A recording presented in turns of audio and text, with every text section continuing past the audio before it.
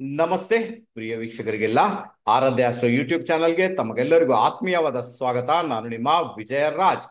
ಈ ದಿನ ನಾವು ಬಹಳ ವಿಶೇಷವಾಗಿ ಕೇತು ಮಹಾರಾಜನ ಪವರ್ಫುಲ್ ರೆಮಿಡೀಸ್, ಬಹಳ ಶಕ್ತಿಶಾಲಿಯಾದ ಪರಿಹಾರಗಳು ಏನಿದೆ ಕೇತು ಮಹಾರಾಜನಿಗೆ, ಅದನ್ನ ಹೇಳಿಕೊಳ್ಳಿಕ್ಕೆ ಪ್ರಯತ್ನ ಮಾಡ್ತೇನೆ. Very interesting subject. ಯಾಕೆ ಈ ಸಮಯದಲ್ಲಿ ಇದನ್ನು ಹೇಳಲಿಕ್ಕೆ ಬಂದಿದ್ದೇನೆ ಅದರ ಬಗ್ಗೆ ನಿಮ್ಗೆ ವಿವರಣೆ ಕೊಡ್ತೇನೆ. ಮುಂದೆ ಹೋಗುವುದಕ್ಕಿಂತ ಮುಂಚೆ ಯಾರೆಲ್ಲ ಇದುವರೆಗೆ ನಮ್ಮ ಆರಾಧ್ಯ ಅಷ್ಟು ಯೂಟ್ಯೂಬ್ ಚಾನಲ್ ಸಬ್ಸ್ಕ್ರೈಬ್ ಮಾಡಿಲ್ಲ, ದಯವಿಟ್ಟು ನಮ್ಮ ಯೂಟ್ಯೂಬ್ ಚಾನಲ್ ಸಬ್ಸ್ಕ್ರೈಬ್ ಮಾಡಿ, ಬೆಲ್ ಐಕಾನ್ ಪ್ರೆಸ್ ಮಾಡಿ, ಲೈಕ್ ಮಾಡಿ, ಕಮೆಂಟ್ ಮಾಡಿ, ಶೇರ್ ಮಾಡಿ. ಬಹಳ ಬಹಳ ಬಹಳ ಬಹಳ ಫೇವರಬಲ್ ಆಗುತ್ತೆ. ಈಗ ನೋಡಿ, ಗೋಚರದಲ್ಲಿ ಶನಿ ಮಹಾರಾಜ ಆಲ್ರೆಡಿ ವಕ್ರಿಯಾಗಿ ಬಿಟ್ಟಿದ್ದಾನೆ. ಓಕೆ, ವಕ್ರಿಯಾಗಿ ಆತ ನಾನು ನಿಮ್ಗೆ ಹೇಳಿದ್ದೇನೆ, ಶನಿ ಮಹಾರಾಜ ಕೇತು ಮತ್ತೆ ರಾಹುವಿನ ಮಧ್ಯಭಾಗದಲ್ಲಿದ್ದಾನೆ, ಅಲ್ಲಿನೇ ವಕ್ರಿಯಾಗಿದ್ದಾನೆ. ವಕ್ರಿಯಾಗಿದ್ದುಕೊಂಡು ಆತ ಕೇತು ಕಡೆಗೆ ಹೋಗ್ತಾ ಇದ್ದಾನೆ. ಓಕೆ, ವಕ್ರಿಯಾಗಿ ಕೇತು ಕಡೆಗೆ ಬರ್ತಾ ಇದ್ದಾನೆ. ಸೊ ಅದಕ್ಕೋಸ್ಕರ ಏನಾಗಿದೆ, ಮಾಸ್ ಡೆತ್ ಅನ್ನ ನೋಡ್ತೀರಾ ಅಂತ ಹೇಳಿದ್ದೇನೆ. ಆಲ್ರೆಡಿ ನೀವು ಮಾಸ್ ಡೆತ್ ಅನ್ನ ನೋಡಿರ್ತೀರಾ. ಒಂದಷ್ಟು ತೊಂದರೆಗಳು, ಸಮಸ್ಯೆಗಳು ಡೆಫಿನೆಟ್ ಕ್ರಿಯೇಟ್ ಆಗ್ತಾನೆ ಇರ್ತದೆ. ಇನ್ನು ಮುಂದಿನ ಒಂದು 4.5 ತಿಂಗಳ ಕಾಲ, ಅದರಲ್ಲಿ ಒಂದು 3 ತಿಂಗಳ ಕಾಲ ಅಂತೂ ಬಹಳ ಸಮಸ್ಯೆಗಳನ್ನು ನಾವು ಅನುಭವಿಸಬೇಕಾಗುತ್ತೆ.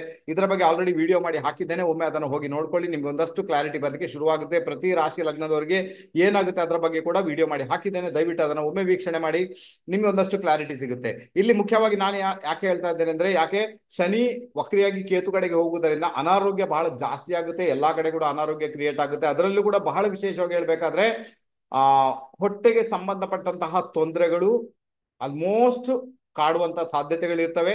ಅದು ಸಣ್ಣ ಮಟ್ಟಿಗೆ ಇರ್ಬೋದು, ದೊಡ್ಡ ಮಟ್ಟಿಗೆ ಇರ್ಬೋದು, ಆಪರೇಷನ್ ಆಗುವ ಮಟ್ಟಿಗೆ ಇರ್ಬೋದು, ಆ ರೀತಿಯಾಗಿ ಕಾಡುವ ಸಾಧ್ಯತೆಗಳಿರ್ತವೆ. ಅದಕ್ಕೋಸ್ಕರ ನಾವೇನ್ ಮಾಡ್ಬೇಕಾಗುತ್ತೆ, ಕೇತುವನ್ನ ಸ್ಯಾಟಿಸ್ಫೈ ಮಾಡಿದ್ರೆ, ಕೇತುವಿಗೆ ಸಂಬಂಧಪಟ್ಟಂತೆ ಕೆಲವು ರೆಮಿಡೀಸ್ ಗಳನ್ನ ಮಾಡಿದ್ರೆ, ಕೆಲವು ಪರಿಹಾರಗಳನ್ನ ಮಾಡಿದ್ರೆ, ಮೇ ಬಿ ನಿಮ್ಗೇನು ಹೆಲ್ತ್ ರಿಲೇಟೆಡ್ ಪ್ರಾಬ್ಲಮ್ ಆಗಬೇಕು, ಅಲ್ಲಿಂದ ನಿಮ್ಗೆ ಮುಕ್ತಿ ಸಿಗುವಂತ ಎಲ್ಲಾ ಸಾಧ್ಯತೆಗಳು ಇದ್ದೇ ಇರ್ತವೆ. ನಾ ಕೇತುವಿಗೆ ಸಂಬಂಧಪಟ್ಟ ಕೆಲವು ರೆಮಿಡೀಸ್ ಅನ್ನು ಹೇಳಿಕೊಡ್ತೇನೆ, ದಯವಿಟ್ಟು ಅದನ್ನ ಫಾಲೋ ಮಾಡ್ಲಿಕ್ಕೆ ಎಲ್ಲರೂ ಪ್ರಯತ್ನ ಮಾಡಿ, ಬಹಳ ಫೇವರಬಲ್ ಆಗುತ್ತೆ. ಇಲ್ಲಿ ಮುಖ್ಯವಾಗಿ ಕೇತು ಅಂದ್ರೆ ಟ್ರಯಾಂಗಲ್ ಶೇಪ್. ನಿಮ್ಗೆ ಗೊತ್ತಾಗುತ್ತೆ, ಟ್ರಯಾಂಗಲ್ ಶೇಪ್ ಹೀಗೆ. ಓಕೆ, ಟ್ರಯಾಂಗಲ್ ಶೇಪ್ ಅಂದ್ರೆ ತ್ರಿಕೋನಾಕೃತಿ. ಹಾಗಾದ್ರೆ ತ್ರಿಕೋನಾಕೃತಿಯಲ್ಲಿ ನಿಮ್ಗೆ ಧ್ವಜ ಸಿಗುತ್ತೆ. ಧ್ವಜ, ತ್ರಿಕೋನಾಕೃತಿ ಧ್ವಜ ಎಲ್ಲಿ ಬೇಕಾದ್ರೂ ಸಿಗುತ್ತೆ. ಸಣ್ಣ ಧ್ವಜ ಸಿಗುತ್ತೆ ತ್ರಿಕೋನಾಕೃತಿಯಲ್ಲಿ. ಜೈ ಶ್ರೀರಾಮ್ ಅಂತ ಕೂಡ ಬರ್ದಿರ್ಬೋದು, ಅಥವಾ ಬೇರೆ ಜೈ ಹನುಮಾನ್ ಅಂತ ಬರ್ದಿರ್ಬೋದು, ಏನು ಕೂಡ. ಓಕೆನಾ, ಧ್ವಜ ಬೇಕು. ಧ್ವಜ ಯಾಕಂದ್ರೆ ಕೇತು ಅಂದ್ರೆ ಧ್ವಜ ಬಹಳ ವಿಶೇಷವಾಗಿ ಅಲ್ವಾ, ವಿಜಯ ಪತಾಕೆಯನ್ನು ಹಾರಿಸುವುದರಲ್ಲಿ ಆ ಧ್ವಜದ ಮಹತ್ವ ಬಹಳ ವಿಶೇಷವಾಗಿರ್ತದೆ. ಯಾವುದೇ ಒಂದು ವಿಜಯೋತ್ಸವ ಆದಾಗ ನಾವು ಧ್ವಜವನ್ನ ಹಾರಿಸ್ತೇವೆ.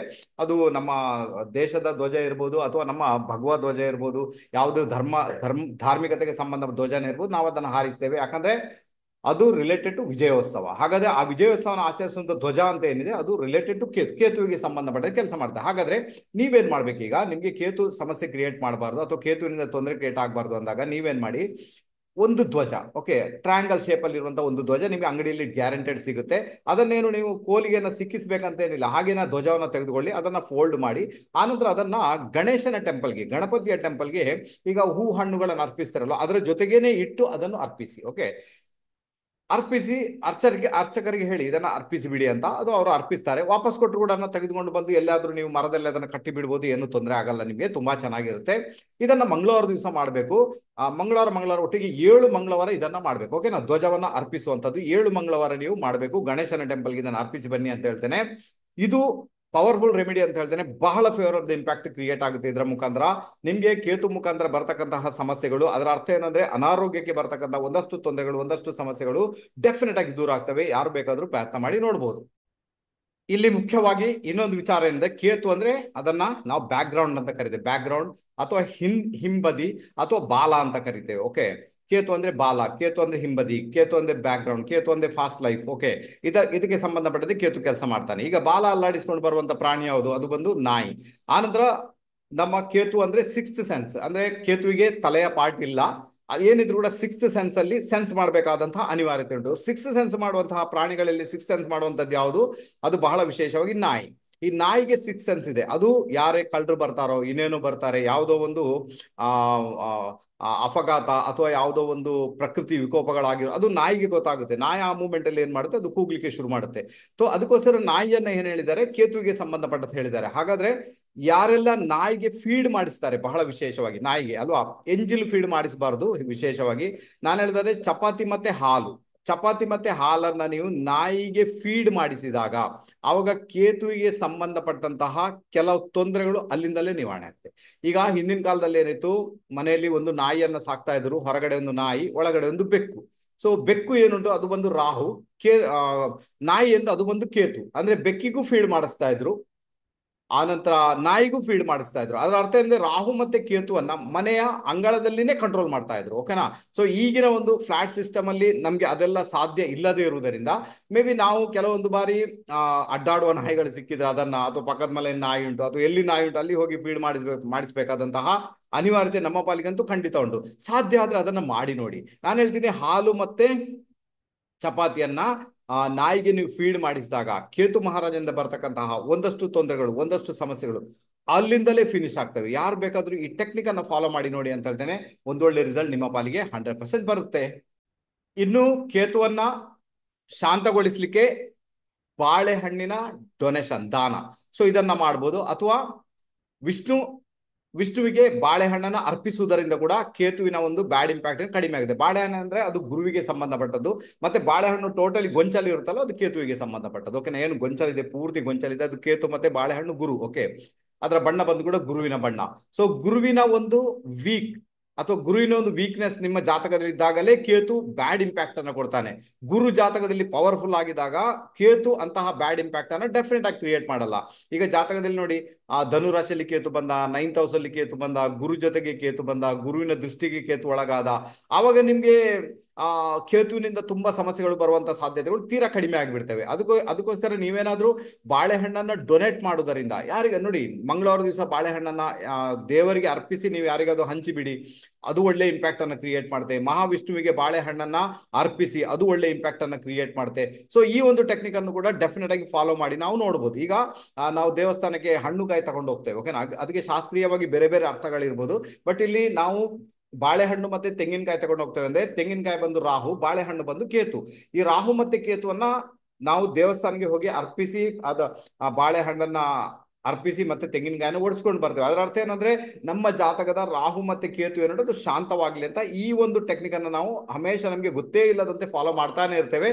ಅದನ್ನು ಕೂಡ ಮಾಡ್ಬೋದು, ಅದರಲ್ಲಿ ಯಾವುದೇ ಸಮಸ್ಯೆ ಇಲ್ಲ. ಬಾಳೆಹಣ್ಣನ್ನು ಅರ್ಪಿಸಿ ನೋಡಿ, ಇದರ ಮುಖಾಂತರ ಕೂಡ ಕೇತುವಿನಿಂದ ಬರ್ತಕ್ಕಂಥ ಒಂದಷ್ಟು ತೊಂದರೆಗಳು, ಒಂದಷ್ಟು ಸಮಸ್ಯೆಗಳು ಖಂಡಿತ ದೂರ ಆಗ್ತವೆ. ಟ್ರೈ ಮಾಡಿ ನೋಡ್ಬೋದು. ಈಗ ಕೇತು ಬಿಗಡಾಯಿಸ್ತಾನೆ ಹೇಗೆ ಗೊತ್ತಾಗುತ್ತೆ ನಿಮ್ಗೆ? ಸಾಲದ ಮೇಲೆ ಸಾಲ, ಸಾಲದ ಮೇಲೆ ಸಾಲ, ಒಂದು ಸಾಲ ತೀರಿಸಲಿಕ್ಕೆ ಮತ್ತೊಂದು ಸಾಲ, ಮತ್ತೆ ಬಡ್ಡಿಗೆ ಚಕ್ರ ಬಡ್ಡಿ, ಈ ರೀತಿ ಕಟ್ತಾ ಹೋಗುತ್ತೆ. ಡೆಫಿನೆಟ್ ಆಗಿ ನಿಮ್ಮ ಜಾತಕದಲ್ಲಿ ಕೇತುವಿನ ಪ್ರಾಬ್ಲಮ್ ಇದೆ. ಅಥವಾ ಅನಾರೋಗ್ಯ, ಯಾವಾಗಲೂ ಅನಾರೋಗ್ಯ, 3 ಹೊತ್ತು ಕೂಡ ಟ್ಯಾಬ್ಲೆಟ್ ತಿನ್ಬೇಕು, ಯಾವಾಗಲೂ ಹಾಸ್ಪಿಟಲ್, ಇದು ಕೂಡ ನಿಮ್ಗೆ ಕೇತುವಿನ ಒಂದು ಬ್ಯಾಡ್ ಇಂಪ್ಯಾಕ್ಟ್ ಅನ್ನು ತೋರಿಸ್ತದೆ. ಯಾವಾಗಲೂ ಕೂಡ ನಿಮ್ಗೆ ಸೊಂಟ ನೋವು, ಬೆನ್ನು ನೋವು, ಅದು ಹೋಗ್ತಾನೆ ಇಲ್ಲ, ಹಾಗಾದ್ರೆ ಕೂಡ ನಿಮ್ಗೆ ಏನುಂಟು, ಕೇತುವಿನ ಬ್ಯಾಡ್ ಇಂಪ್ಯಾಕ್ಟ್ ನಿಮ್ಮ ಮೇಲೆ ಉಂಟು ಅಂತ ಒಂದು ಇಂಡಿಕೇಶನ್. ಯಾವುದೇ ಕೆಲಸ ಕಾರ್ಯಗಳು ಆಗ್ತಾ ಇಲ್ಲ, ಎಲ್ಲಾ ಕೆಲಸ ಕಾರ್ಯಗಳು ಅರ್ಧ ಅರ್ಧ ಆಗ್ತಾ ಉಂಟು, ಯಾವುದೇ ಕೆಲಸ ಕಾರ್ಯ ಪೂರ್ತಿ ಆಗ್ಲಿಕ್ಕೆ ಬಿಡುದಿಲ್ಲ, ಏನಾದ್ರೂ ಅಡ್ಡಿ ಆಗುತ್ತೆ, ಏನಾದ್ರೂ ಸಮಸ್ಯೆ ಆಗುತ್ತೆ, ಅದು ಕೇತುವಿನ ಸಮಸ್ಯೆ ಉಂಟು ಅಂತ ಅರ್ಥ. ಇನ್ನು ಕೆಲವರಿಗೆಲ್ಲ ಭ್ರಮೆ ಇರ್ತದೆ, ನಮ್ಗೆ ಎಲ್ಲೋ ಮಾಟ ಮಾಡಿದ್ದಾರೆ, ಮಂತ್ರ ಮಾಡಿದ್ದಾರೆ, ನಮ್ಮನ್ನೆಲ್ಲೋ ಕಟ್ಟಿ ಹಾಕಿದ್ದಾರೆ, ಹೋಗ್ಲಿಕ್ಕೆ ಆಗ್ತಾ ಇಲ್ಲ. ಸೊ ಇದು ಕೂಡ ಕೇತುವಿನದ್ದೇ ಒಂದು ಬ್ಯಾಡ್ ಇಂಪ್ಯಾಕ್ಟ್ ನಿಮ್ಮನ್ನ ಯಾವಾಗ್ಲೂ ಕಾಡ್ತಾನೆ ಇರ್ತದೆ. ಸೊ ಈ ಎಲ್ಲ ಒಂದು ರೀತಿಯಿಂದ ನೀವೇನ್ ಮಾಡ್ಬೋದು, ಕೇತುವಿನ ಒಂದು ಇಂಪ್ಯಾಕ್ಟ್ ಹೇಗಿದೆ ಅಂತ ನೀವು ನೋಡ್ಕೊಳ್ಬಹುದು. ಇನ್ನೊಂದೇನಂದ್ರೆ, ಕೇತು ಅಂದ್ರೆ ನಿಮ್ಮ ಮನೆಯಲ್ಲಿರುವ ನಿಮ್ಮ ಗಂಡು ಮಕ್ಕಳು. ಓಕೆ. ಹಾಗಾದ್ರೆ ಗಂಡು ಮಕ್ಕಳು ಬಿಗಡಾಯಿಸಿ ಬಿಟ್ಟಿದ್ದಾರೆ, ಅವ್ರು ಸರಿ ಇಲ್ಲ, ಅವರ ಫ್ರೆಂಡ್ಸ್ ಲೆವೆಲ್ ಸರಿ ಇಲ್ಲ, ಅವ್ರು ಓದ್ತಾ ಇಲ್ಲ, ಅವ್ರಿಗೆ ಬೇಕಾದಾಗಿ ಇರ್ತಾರೆ, ಫ್ರೆಂಡ್ಸ್ ಲೆವೆಲ್ ತಿರುಗಾಡ್ತಾರೆ, ಅನ್ಯಾಯ ಮಾಡ್ತಾರೆ ಅಂದಾಗ ಕೂಡ ನೀವ್ ಎಣಿಸ್ಕೊಳ್ಳಿ ನಿಮ್ಮ ಜಾತಕದ ಕೇತು ಸರಿ ಇಲ್ಲ. ಅದಕ್ಕೋಸ್ಕರ ಇಷ್ಟು ರೆಮಿಡಿಯನ್ಸ್ ನಾನು ಏನ್ ಹೇಳಿದ್ದೀನಲ್ವಾ, ಸೊ ಅದನ್ನ ಯಾರು ಬೇಕಾದ್ರೂ ಕೇತುವಿನ ಒಂದು ಬ್ಯಾಡ್ ಇಂಪ್ಯಾಕ್ಟ್ ಇರುವಾಗ ನೀವು ಫಾಲೋ ಮಾಡಿ ನೋಡ್ಬೋದು. ಅದು ಬಹಳ ಫೇವರಬಲ್ ರಿಸಲ್ಟ್ ಅನ್ನ ನಿಮ್ಮ ಪಾಲಿಗಂತೂ ಖಂಡಿತ ಕೊಡುತ್ತೆ. ಇನ್ನು ಮುಖ್ಯವಾಗಿ ಕೇತುವಿಗೆ ಏನ್ ಬೇಕು? ಕೇತುವಿಗೆ ವಿಶೇಷವಾಗಿ ಆಧ್ಯಾತ್ಮ ಬೇಕು. ಕೇತು ಅಂದ್ರೆ ಸನ್ಯಾಸಿ. ಓಕೆ. ಸೊ ಹಾಗಾದ್ರೆ ಯಾರೆಲ್ಲ ಬಹಳ ಒರಿಜಿನಲ್ ಸನ್ಯಾಸಿಗಳು ಇರ್ತಾರೆ, ಒರಿಜಿನಲ್ ಸನ್ಯಾಸಿ ಅಂತ ಗೊತ್ತಾಗುತ್ತಾ? ಗೃಹಸ್ಥಾಶ್ರಮವನ್ನು ತೊರೆದು ಅವರು ಯಾವುದೇ ಕಾರಣಕ್ಕೂ ಮದುವೆ ಆಗಿರುವುದಿಲ್ಲ, ಮಕ್ಕಳಿಲ್ಲ ಅಲ್ವಾ, ಒಂದು ಆಶ್ರಮದಲ್ಲಿ ಇರ್ತಾರೆ, ಒರಿಜಿನಲ್ ಸನ್ಯಾಸಿಗಳು. ಈಗೆಲ್ಲ ಡೋಂಗಿ ಸನ್ಯಾಸಿಗಳು ಇದ್ದಾರೆ.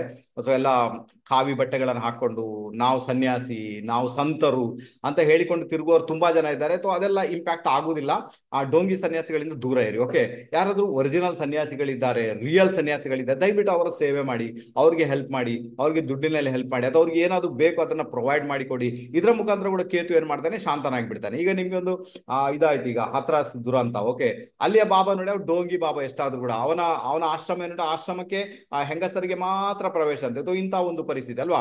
ಅದಕ್ಕೆ ಆ ಕೇತುವಿನ ವೇಷ ಧರಿಸಿ ಅಲ್ವಾ, ಅಂದ್ರೆ ಕೇತುವನ್ನ ಎದುರಾಗಿಟ್ಕೊಂಡು ಅದರ ಮರೆಯಲ್ಲಿ ನೀವೇನಾದ್ರೂ ಇಂಥ ದಂಧೆ ಮಾಡಿದ್ರಿ ದುಡ್ಡಿಗೆ ಬೇಕಾಗಿ, ಅಲ್ವಾ, ಕೆಲವರೆಲ್ಲ ಈ ಬೇಡದ ಕೆಲಸ ಕಾರ್ಯಗಳಿಗೆ ಬೇಗ ಮಾಡಿದ್ರಿ. ಇವತ್ತಲ್ಲ ನಾಳೆ ಕೇತು ನಿಮ್ಮನ್ನ ಧ್ವಂಸ ಮಾಡೋದಂತೂ 100%. ಈಗ ಆ ವ್ಯಕ್ತಿಯನ್ನ ಮಾಡುತ್ತಲ್ಲ ಧ್ವಂಸ. ಎಷ್ಟೋ ಬಾಬಾರವರನ್ನ ಕೇತು ಧ್ವಂಸ ಮಾಡಿದ್ದಾನೆ. ಡೋಂಗಿ ಮಾಡೋರಿಗೆ ಆಲ್ರೆಡಿ ಆತ ಡೋಂಗಿ ಮಾಡೋರಿಗೆ ಆಲ್ರೆಡಿ ಆತ ಶಿಕ್ಷೆಯನ್ನು ಕೊಟ್ಟಿದ್ದಾನೆ. ನಮ್ಮ ಆಶಾರಾಮ್ ಬಾಪುವನ್ನ ನೋಡ್ಕೊಳ್ಳಿ ಅಲ್ವಾ, ಅಷ್ಟು ಚೆನ್ನಾಗಿದ್ರು ಕೂಡ ಅವ್ರಿಗೆ ಜೈಲಲ್ಲಿ ಇರ್ಬೇಕಾಯ್ತು. ಯಾಕಂದ್ರೆ ಅವ್ರು ಮಾಡಿದಂತ ಡೋಂಗಿ ಅದು ಅಲ್ವಾ. ಸೊ ಅದಕ್ಕೋಸ್ಕರ ನಾನು ಹೇಳ್ತೀನಿ, ಸೊ ಈ ಡೋಂಗಿ ಬಾಬಾಗಳು ತುಂಬಾ ಇದ್ದಾರೆ ನಮ್ಮ ಸಮಾಜದಲ್ಲಿ. ಅಂತವರಿಗೆ ಕೇತು ಇವತ್ತಲ್ಲ ನಾಳೆ ಬಿಡುವುದಿಲ್ಲ, ಅದಂತೂ 100% ಇರ್ತದೆ. ಆದ್ರೂ ಕೂಡ ಅವರನ್ನೆಲ್ಲ ಫಾಲೋ ಮಾಡೋದಕ್ಕಿಂತ ಒರಿಜಿನಲ್ ಆದಂತಹ ಸನ್ಯಾಸಿಗಳು ಯಾರಿದ್ದಾರೆ ಅವರ ಸೇವೆ ಮಾಡಿ, ಅವ್ರಿಗೆ ಬೇಕಾದ ಅವಾಗ ಕೂಡ ಏನಾಗ್ತಾರೆ, ಕೇತು ತುಂಬಾ ಫೇವರಬಲ್ ಇಂಪ್ಯಾಕ್ಟ್ ಅನ್ನ ಕ್ರಿಯೇಟ್ ಮಾಡ್ತಾನೆ. ತುಂಬಾ ಒಂದು ಪಾಸಿಟಿವಿಟಿ ಆದ ಇಂಪ್ಯಾಕ್ಟ್ ಅನ್ನ 100% ಕ್ರಿಯೇಟ್ ಮಾಡಿಯೇ ಮಾಡ್ತಾನೆ. ಆನಂತರ ಮನೆಯಲ್ಲಿ ಕೇತುವಿಗೆ ಸಂಬಂಧಪಟ್ಟಂತಹ ವಸ್ತುಗಳು ಯಾವುದಿದೆ, ನೀವೆಲ್ಲಾದ್ರೂ ಈಗ ವೈರಿಂಗ್ ಮಾಡಿರ್ತಾರೆ ಅಥವಾ ವೇಸ್ಟೇಜ್ ಆದಂತ ವೈರು, ಹೆಚ್ಚಾಗಿದ್ದ ವೈರ್ ಅನ್ನ ಮನೆಯಲ್ಲಿ ಇಟ್ಟಿರ್ತೀರಾ, ಪೈಪ್ಗಳನ್ನ ಇಟ್ಟಿರ್ತೀರಾ ಮನೆ ಒಳಗಡೆ, ಹೈಡ್ ಮಾಡದೆ ಇಟ್ಟಿರ್ತೀರಾ. ಆನಂತರ ಕೆಲವೆಲ್ಲ ಮನೆ ಕನ್ಸ್ಟ್ರಕ್ಷನ್ ಆದಾಗ ಪೈಪ್ಗಳಿರ್ತವೆ, ಆ ಪೈಪ್ಗಳನ್ನ ನಿಮ್ಮ ಟ್ಯಾರೆಸ್ ಮೇಲೆಲ್ಲ ಹಾಕೊಂಡಿರ್ತೀರಾ. ಆನಂತರ ಹಗ್ಗಗಳಿರ್ತವೆ, ಹಗ್ಗಗಳು ಅಥವಾ ಕೆಲವೆಲ್ಲ ಅಲ್ವಾ, ನಿಮ್ಗೆ ಯಾವ್ದಕ್ಕೂ ಬೇಕು ಅಂತ ಕಟ್ಟಿ ಕಟ್ಟಿ ಕಟ್ಟಿ ಕಟ್ಟಿ ಇಟ್ಟಿರ್ತೀರಾ, ಅದನ್ನು ನೋಡಿನೇ ನೀವು ಇರುವುದಿಲ್ಲ. ಅಥವಾ ಮನೆಯಲ್ಲಿ ತುಂಡಾದಂತ ಮೂರ್ತಿಗಳಿರ್ತವೆ, ಅಥವಾ ಗಣಪತಿಯ ಸ್ಟ್ಯಾಚ್ಯೂ ಇರುತ್ತೆ, ತುಂಬಾ ಇರ್ತದೆ ಕೆಲವು ಮನೆಯಲ್ಲೆಲ್ಲ. ಸೊ ತುಂಬಾ ಗಣಪತಿಯ ಸ್ಟ್ಯಾಚ್ಯೂ ಇರುವಂತದ್ದು, ಅದು ಕೂಡ ಕೇತುವಿನ ಒಂದು ಬ್ಯಾಡ್ ಇಂಪ್ಯಾಕ್ಟ್ ಅನ್ನು ಕ್ರಿಯೇಟ್ ಮಾಡಿಯೇ ಮಾಡುತ್ತೆ.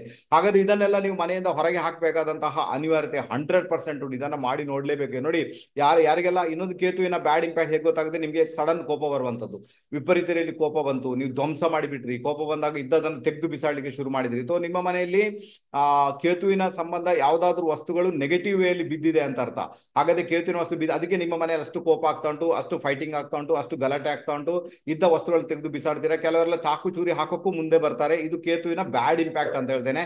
ಆವಾಗ ಕೂಡ ನಿಮ್ಮ ಮನೆಯಲ್ಲಿ ಕೇತುವಿಗೆ ಸಂಬಂಧಪಟ್ಟಂತಹ ಒಂದು ಬ್ಯಾಡ್ ಇಂಪ್ಯಾಕ್ಟ್ ಕೊಡುವಂತಹ ವಸ್ತುಗಳು ಏನಿದೆ ಅದನ್ನ ಹೆಕ್ಕಿ ತೆಗೆದು ಅದನ್ನ ಹೊರಗೆ ಹಾಕಬೇಕಾದಂತ ಅನಿವಾರ್ಯತೆ ನಿಮ್ಮ ಪಾಲಿಗಂತೂ 100% ಉಂಟು. ದಯವಿಟ್ಟು ಇದನ್ನು ಅರ್ಥ ಮಾಡ್ಕೊಳ್ಳಿ. ಬಹಳ ಬಹಳ ಫೇವರಬಲ್ ರಿಸಲ್ಟ್ ಅಂತೂ ಕ್ರಿಯೇಟ್ ಆಗುತ್ತೆ. ಕೇತು ಬಂದು ಕುಜನ ಎಕ್ಸ್ಟೆನ್ಷನ್ ಪಾರ್ಟ್. ಕುಜ ಏನ್ ಮಾಡ್ತಾನೆ, ನಿಮ್ಗೆ ಸಿಟ್ಟು ಮಾತ್ರ ಪ್ರೊಡ್ಯೂಸ್ ಮಾಡ್ತಾನೆ, ಸಿಟ್ಟು ಬರುತ್ತೆ ಕುಜನಿಂದಾಗಿ. ಬಟ್ ಕೇತುವಿನಿಂದ ವಿಧ್ವಂಸ ಕ್ರಿಯೆ ನಡೆಯುತ್ತೆ, ವಿಧ್ವಂಸಕ ರೀತಿಯಲ್ಲಿ ಘಟನೆಗಳು ಘಟಿಸ್ತವೆ. ಅಂದ್ರೆ ನೀವು ಚಾಕು ಹಾಕುದು, ಚೂರಿ ಹಾಕುದು, ಮರ್ಡರ್ ಮಾಡುವುದು, ಹೊಡೆಯುವುದು, ಬಡಿಯುವುದು, ಇದೆಲ್ಲ ಕೇತುವಿನ ಒಂದು ವಿಧ್ವಂಸಕ ಕ್ರಿಯೆ ಅಂತ ಹೇಳ್ಬೋದು. ಅದು ಬಹಳ ನೆಗೆಟಿವ್ ಪಾಯಿಂಟ್ ಅಲ್ಲಿ ಬರುವಂತದ್ದು. ಕೇತು ಯಾರನ್ನು ಕೂಡ ಬಿಡುದಿಲ್ಲ, ಆ ನೆಗೆಟಿವ್ ಆಗಿ ಬಿಟ್ರೆ ಬಹಳ ಸಮಸ್ಯೆ ಕ್ರಿಯೇಟ್ ಆಗುತ್ತೆ. ಓಕೆನಾ. ಆ ನಂತರ ಕೇತುವಿನ ಪಾಸಿಟಿವ್ ಎಲ್ಲಿಂದ ಬರುತ್ತೆ, ಗುರುವಿನಿಂದ ಬರುತ್ತೆ. ಗುರುವಿನ ಎಕ್ಸ್ಟೆನ್ಷನ್ ಪಾರ್ಟ್ ಕೂಡ ಕೇತುವಿನೇ. ಆನಂತರ ಕುಜನ ಎಕ್ಸ್ಟೆನ್ಷನ್ ಪಾರ್ಟ್ ಕೂಡ ಕೇತುವಿನೇ. ಗುರುವಿನ ಎಕ್ಸ್ಟೆನ್ಷನ್ ಪಾರ್ಟ್ ಕೇತು ಅಂದಾಗ ಗುರು ಬಂದು ಆಧ್ಯಾತ್ಮ. ನೀವು ಆಧ್ಯಾತ್ಮ ಹೋಗ್ತಾ ಇದ್ದಾಗೇನೆ ನಿಮ್ಗೆ ಸಿಕ್ಸ್ತ್ ಸೆನ್ಸ್ ಅನ್ನ ತೋರಿಸಿ ನಿಮ್ಗೆ ಆ ಮಟ್ಟದಲ್ಲಿ ಉನ್ನತ ಮಟ್ಟದಲ್ಲಿ ಕರ್ಕೊಂಡು ಹೋಗುವ ಕೆಲಸವನ್ನ ಕೇತು ಮಾಡ್ತಾನೆ. ಅದಕ್ಕೇನು ಹೇಳಿದ್ದು, ಕೇತುವಿಗೆ ಆಧ್ಯಾತ್ಮ ಬೇಕು ಅಂತ. ಹಾಗಾದ್ರೆ ಯಾರೆಲ್ಲ ಆಧ್ಯಾತ್ಮದಲ್ಲಿ ಹೋಗ್ತಾರೆ, ರಹಸ್ಯ ವಿದ್ಯೆಗಳನ್ನ ಕಲಿತಾರೆ, ರಹಸ್ಯ ವಿದ್ಯೆಗಳನ್ನ ಕಲಿತು ನಿಸ್ವಾರ್ಥ ರೀತಿಯಲ್ಲಿ ಜನರ ಸೇವೆಯನ್ನ ಮಾಡಲಿಕ್ಕೆ ಪ್ರಯತ್ನ ಮಾಡ್ತಾರೆ, ಡೆಫಿನೆಟ್ ಆಗಿ ಹೇಳ್ತೇನೆ ಅವ್ರಿಗೆ ಕೇತುವಿನಿಂದ ಬರ್ತಕ್ಕಂಥ ಒಂದಷ್ಟು ತೊಂದರೆಗಳು, ಒಂದಷ್ಟು ಸಮಸ್ಯೆಗಳು ಅಲ್ಲಿಂದಲೇ ದೂರ ಆಗ್ತವೆ. ಓಕೆ, ನಾನು ಗೊತ್ತಾಯ್ತು ಅಂತ ಇಟ್ಕೊಳ್ತೀನಪ್ಪ. ಮತ್ತೆ ಕೇತುವಿನ ರೆಮಿಡಿ ಯಾಕೆ ಹೇಳಿದೆ ಅಂತ ನಿಮ್ಗೆ ಈಗ ಅರ್ಥ ಆಯ್ತು ಅಂತ ಇಟ್ಕೊಳ್ತೇನೆ. ದಯವಿಟ್ಟು ಇದನ್ನು ಎಲ್ಲರೂ ಕೂಡ ಫಾಲೋ ಮಾಡಿ ಅಂತ ಹೇಳ್ತೇನೆ. ಬರುವ ಒಂದು 3 ತಿಂಗಳ ಕಾಲ ಅಂತೂ ಬಹಳ ವಿಪರೀತ ಡೇಂಜರ್ ಪೀರಿಯಡ್ ಅಂತ ಹೇಳ್ತೇನೆ. ಅದು ಮಳೆಗಾಲ ಕೂಡ ಆಗಿರುತ್ತೆ, ಸಮಸ್ಯೆ ಕೂಡ ಇರ್ತದೆ. ಹೋಗುವಾಗ ಬರುವಾಗ ನೀವು ಡ್ರೈವಿಂಗ್ ಮಾಡುವಾಗ ದಯವಿಟ್ಟು ಸರಿಯಾದ ವೇಯಲ್ಲಿ ಅದನ್ನೆಲ್ಲ ಸ್ವಲ್ಪ ಆ ರೂಲ್ಸ್ ಗಳನ್ನ ಫಾಲೋ ಮಾಡ್ಲಿಕ್ಕೆ ಪ್ರಯತ್ನ ಮಾಡಿ ಅಲ್ವಾ. ಎಲ್ಲೋ ಒಂದ್ ಕಡೆ ರೋಡ್ ಖಾಲಿ ಉಂಟು ಅಂತ ಈ ಮಳೆಗಾಲದಲ್ಲಿ ಏನು 150 ಕಿಲೋಮೀಟರ್ ಸ್ಪೀಡ್ ಅಲ್ಲಿ 200 ಕಿಲೋಮೀಟರ್ ಸ್ಪೀಡ್ ಗಾಡಿಯಲ್ಲಿ ಹೋದ್ರೆ ಮತ್ತೆ ಡೈರೆಕ್ಟ್ ಯಮಲೋಕಕ್ಕೆ ಹೋಗ್ಬೇಕು, ಆ ಪರಿಸ್ಥಿತಿ ಕ್ರಿಯೇಟ್ ಆಗುತ್ತೆ. ಅದು ಕೂಡ ಕೇತುವಿನಿಂದ ಆ ಒಂದು ಆಕ್ಸಿಡೆಂಟ್ ಕ್ರಿಯೇಟ್ ಆಗುತ್ತೆ, ಪ್ರಾಬ್ಲಮ್ ಆಗ್ಬೋದು ಅಂತ ಹೇಳ್ತೇನೆ. ಸೊ ಇದನ್ನೆಲ್ಲ ಒಂದು ಪ್ರಿಕಾಷನ್ ತಗೊಳ್ಬೇಕು. ಎಲ್ಲರೂ ಕೂಡ ಒಂದು 3 ತಿಂಗಳ ಕಾಲ ಬಹಳ ದೊಡ್ಡ ಮಟ್ಟಿಗೆ ಪ್ರಿಕಾಷನ್ ಅನ್ನು ತಗೊಳ್ಳಿ. ಜೊತೆಗೆ ನಾನು ಹೇಳಿದಂತ ಇಷ್ಟು ರೆಮಿಡೀಸ್ ಗಳನ್ನ ಫಾಲೋ ಮಾಡ್ಲಿಕ್ಕೆ ಪ್ರಯತ್ನ ಮಾಡಿ. ಇಷ್ಟು ಎಲ್ಲ ಮಾಡ್ಬೇಕಂತೇನಿಲ್ಲ, ಒಂದೆರಡು ರೆಮಿಡೀಸ್ ಅನ್ನ ಮಾಡಬಹುದು, ಅಥವಾ ಒಂದು ರೆಮಿಡೀಸ್ ಅನ್ನು ಕೂಡ ನೀವು ಫಾಲೋ ಅಂತೂ ಖಂಡಿತ ಮಾಡಬಹುದು. ಅದಕ್ಕಿಂತಲೂ ಬಹಳ ಹೆಚ್ಚಾಗಿರುವಂತದ್ದು ಮನೆಯಲ್ಲಿ ಶಾಂತ ವಾತಾವರಣ, ತುಂಬಾ ಕೂಲ್ ಆಗಿರಿ, ಕಾಮ್ ಆಗಿರಿ, ಶಾಂತ ರೀತಿಯಲ್ಲಿರಿ. ಯಾವುದೇ ಕೆಲಸವನ್ನ ಅರ್ಜೆಂಟ್ ಆಗಿ ಮಾಡಬೇಡಿ. ಈಗ ಯಾರಾದ್ರೂ ಏನಾದ್ರು ಹೇಳಿದ್ರೆ ಸಿಟ್ಟು ಬರುತ್ತಲ್ಲ ನಿಮ್ಗೆ, ಈಗ ಯಾರಾದ್ರೂ ಏನಾದ್ರು ಹೇಳ್ತಾರೆ, ಸರ್ ನಮ್ಗೆ ಅದು ಮಾಡ್ಬೇಕು ಇದು ಮಾಡಿ, ಅವಾಗ ಸಿಟ್ಟು ಬರುತ್ತಲ್ಲ, ಎಣಿಸ್ಕೊಳ್ಳೋದು ನೆಗೆಟಿವ್ ಅಂತ. ಅದಕ್ಕೋಸ್ಕರ ಆ ಕೆಲಸವನ್ನ ಮಾಡಲೇಬೇಡಿ, ಸುಮ್ಮನೆ ಇದ್ದು ಬಿಡಿ, ಏನು ತೊಂದರೆ ಇಲ್ಲ. ಯಾವ ವಿಚಾರದಲ್ಲಿ ನಿಮ್ಗೆ ನೆಗೆಟಿವ್ ಬಂದು ಸಿಟ್ಟು ಬರ್ಲಿಕ್ಕೆ ಸ್ಟಾರ್ಟ್ ಆಗುತ್ತೆ ಎಣಿಸ್ಕೊಳ್ಳಿ, ಆ ಕೆಲಸದಲ್ಲಿ ಫೇಲ್ಯೂರ್ ಇದೆ ಅಂತ ಇಂಡಿಕೇಶನ್.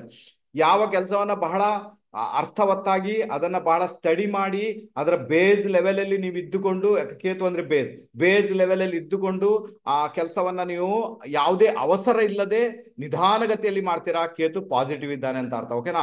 ಅರ್ಜೆಂಟ್ ಆಗಿ ಯಾವುದೇ ಕೆಲಸ ಮಾಡುವುದಾಗ್ಲಿ, ಸಿಟ್ಟು ಬಂದಾಗ ಯಾವುದೇ ಕೆಲಸವನ್ನ ಮಾಡೋದಾಗ್ಲಿ ದಯವಿಟ್ಟು ಮಾಡಬೇಡಿ, ಅದು ಬಹಳ ಫೇವರಬಲ್ ಆಗಿದೆ. ಓಕೆನಾ. ಸೊ ಇಷ್ಟೊಂದು ಮಾಡ್ಕೊಳ್ಳಿಪ್ಪ, ಖಂಡಿತ ಗೆದ್ದು ಬಿಡ್ತೀರಾ. ಕಾರ್ಯಕ್ರಮ ಮುಗಿಸುವಂತ ಹೊತ್ತಾಗಿದೆ. ಮುಂದೆ ಹೋಗೋದಕ್ಕಿಂತ ಮುಂಚೆ ಯಾರೆಲ್ಲ ಇದುವರೆಗೆ ನಮ್ಮ ಆರಾಧ್ಯ ಅಷ್ಟೋ ಯೂಟ್ಯೂಬ್ ಚಾನಲ್ ಸಬ್ಸ್ಕ್ರೈಬ್ ಮಾಡಿಲ್ಲ, ದಯವಿಟ್ಟು ನಮ್ಮ ಯೂಟ್ಯೂಬ್ ಚಾನಲ್ ಸಬ್ಸ್ಕ್ರೈಬ್ ಮಾಡಿ, ಬೆಲ್ ಐಕಾನ್ ಪ್ರೆಸ್ ಮಾಡಿ, ಲೈಕ್ ಮಾಡಿ, ಕಮೆಂಟ್ ಮಾಡಿ, ಶೇರ್ ಮಾಡಿ. ಬಹಳ ಬಹಳ ಫೇವರಬಲ್ ಆಗುತ್ತೆ. ಯಾರಿಗೆಲ್ಲ ಜಾತಕ ತೋರಿಸಬೇಕು ದಯವಿಟ್ಟು ನನ್ನ ನಂಬರ್ ಡಿಸ್ಕ್ರಿಪ್ಷನ್ ಬಾಕ್ಸ್ ಅಲ್ಲಿ ಇದೆ.